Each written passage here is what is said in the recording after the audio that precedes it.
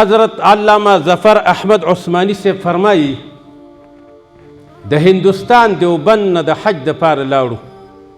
الله دې مونږ او تاسو ته نیک عمله صالح اولاد را نصیبه کړي. لاړو د حج دپاره چې حج وکړو.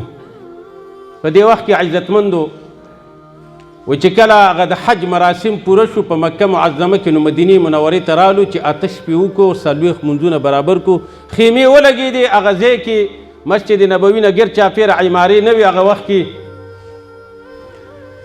وایي د دې دسترخوان ټولول غونډول مولانا ظفر احمد عثمانی رحمه الله فرمایي د دسترخوان غونډول په ماو صفا کول. او موږ په دې خیمه کې اته ملګري وو چې ټول د جامع دیوبند نه تللي وو. دسترخوان مې واغستو، دا مې یوړلو. هلته مې د مدینې منورې په یو طرف کې چې کوم ځای و هلته مې سن وهلو چې دلته به سپي راځي او دا شادوګان وغیره مدینه منوره کې لږ زیات دي دا شادوګان، نو دوی به دا خصوص کې د ډوډۍ دا خوري او دا کومه غوښې څه شي. ما دسترخوان سن وهلو. زه چې رالم د خیمې ته راننوځم شاته مې وکتل چې ګورم کوم ځای کې چې ما دسترخوان سنډ وهلی دی دلته یو ماشوم ناست او دا د ډوډۍ هغه کومې ټوکړي دي دا راغونډوي. ما دې هلک ته وکتل ودرېدم خو هغې هغه یو بوجۍ غوندې ورسره وه، دې کې دا ټوکړي واچولې او روان شو. سبا مې بیا دسترخوان چې سنډ وهلو بیا مې دا هلک ولیدو. 3 ورځ ورته غلی شوم. چې ورغلم دا ماشوم راغی چې کېنه، زه پې د شا طرف ورم، لاس مې کېښود. بچیه څه کې؟ راته ویلې دا ټوکړي وړمه کور ته. ولې وړې؟ مور مې کونډه ده او ځوانه ده او 2 دانې خویندې الله را کړي راته.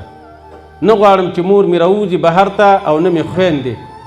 نو زه دا ټوکړي غونډومه داسې ګرځم د مدینه منوره کې او دا بیا وړمه د خپلې مور او خویندو ته چې هغوی دا وخوري. وایي ما ورته ویل بچیه پلارونه نشته؟ نه. وایي ما ورته ویلې ته راځه لاس نه مې ونیو خیمې ته مې راوستو ځان سره مې کېنولو. بچیه خوښه دی نه د هندوستان کې زمونږ یو غټه مدرسه ده جامع دیوبند، ورته ویل هلته به دې بوځم او عالم به درنه جوړ کړم، حافظ به شي عالم به شي بیا به دې راولم. وایي دې ماشوم راته ویل چې کاکا هلته ډوډۍ شته دی چې زه پې موړ شم؟ وایي ما ورته ویلې بچیه ډوډۍ ډېره، جامې به درته وکړم، نوې جامې پیزار به درته والمه، ښایسته څادر به درته والمه، ټوپۍ به درله په سر کړمه او په خېټه به موړې. وایي دا ماشوم ډېر خوشحاله شو. وایي ما ورته ویل کور کې څو کسان دي؟ ویل راته ویلې چې 3 هغوی دي او زه یم 4. خپل اشپز ته مې ویلې چې د نن نه وروسته به 4 ګرمې ډوډۍ سهار 2 غرمه 4 غرمه 4 ماښام دا ډوډۍ ترتیب سره برابرې. بچیه ته به دې خیمې له راځې تر څو پورې چې مونږ یو ته به کور ته ګرمه برابره ډوډۍ وړې.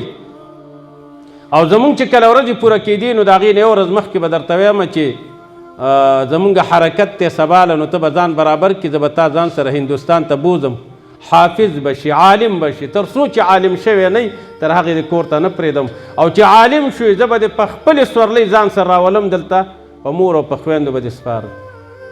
سبا بیا راغې ډوډۍ به مې ورکوله. ورځې زمونږ پوره شوې. ما ورته ویل بچیه سباله به ځان برابر کې تیار به کړي چې ځو هندوستان ته. و ډېر خوشحاله شو.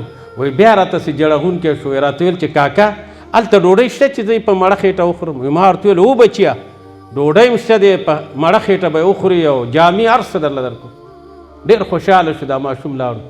سباله چې ګورم جامې پاکې اغوستې دي، سترګې تورې کړي دي، مور ورته سر ګمنځ کړی دی. راغی چې راورسېدو ما ورته ویل بچیه راننوځه بس زمونږ حرکت دی تا ته منتظر وو. وایي راته ویلې چې کاکا لږ د خیمې نه رابهر شه.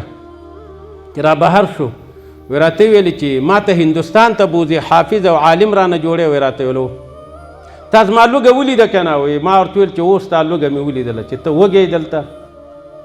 وایي راته ویل کاکا دا مخامخ ګمبزه درته ښکاري؟ وایي ما ورته ویل هو. وایي ما ته ویل دا د چا ګمبزه ده؟ ما ورته ویل دا د محمد رسول الله صلی الله علیه وسلم. وایي راته ویل په هندوستان کې دا ګمبزه شته دی؟ وایي ما ورته ویل چې دا ګمبز هلته وی نو موږ دلته څه کول؟ موږ خو دغې ګمبزې ته راځو. وایي راته ویل کاکا چې ورځ د قیامت شي او محمد رسول الله سم ولاړي او ما ته وایي چې بچیه تا د لوږې د خاطره زما ګمبز او زما ښار مدینه منوره پرېښود او لاړې هندوستان ته، زه به رسول الله سم ته څه جواب ورکړم لوږه دي تنده دي خو د رسول الله سم په ښار کې دي. مولانا ظفر احمد عثماني صاحب فرمایي چې دا خبره مې د دې ماشوم واورېده حیران شوم چې یا الله داسې اولاد داسې بچې چې د رسول الله سم په روضې باندې مین دی لوږه یې قبوله ده او تنده یې قبوله ده خو د دې ښار نه وتل نه غواړي. نورونو ښایسته اولاد تربیت کوي چې تا پرې نه دي نه دې په ژوند پرېږدي نه دې په مرګ پرېږدي. په ژوند هم تا ته وایي چې ته مې پلار یې او دا مې مور ده او په مرګ باندې د مرګ نه بعد چې ته مړ شي نو هم ستا قبر ته ودرېږي چې دا مې پلار دی او دا مې د مور قبر دی او کم حق دی چې په ژوند دی چې هغه هم ادا کړي او د مرګ نه وروستو ستا حق